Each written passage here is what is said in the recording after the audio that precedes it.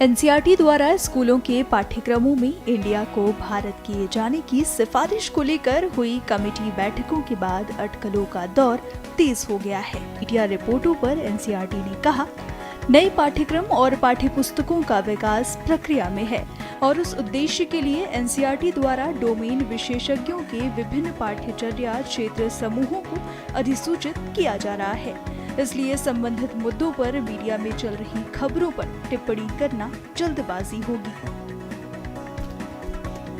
इसके बाद जहां केंद्र सरकार इस सिफारिश का स्वागत कर रही है, वहीं दूसरी तरफ विपक्ष इस सिफारिश पर सवाल खड़े कर रहा है। आइए सुनते हैं किसने क्या कहा।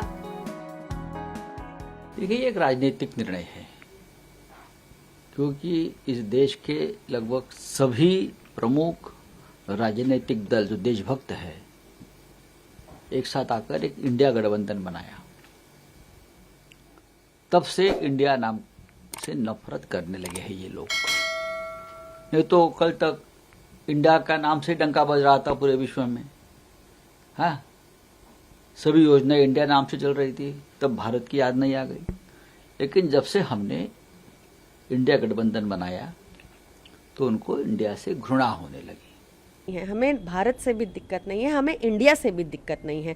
हम आपको बता रहे हैं कि प्रधानमंत्री मोदी को इंडिया से दिक्कत क्यों हो गई है, और वो सिर्फ इंडिया गठबंधन बनने के बाद हुई है। आपको लगता है कि भारत बच्चों को बताया जाना चाहिए, रिकमेंडेशन सही है? हमारे संविधान में भारत और इंडिया दोनों यूज किया जाता है और दोनों ही यूज किया जाना चाहिए।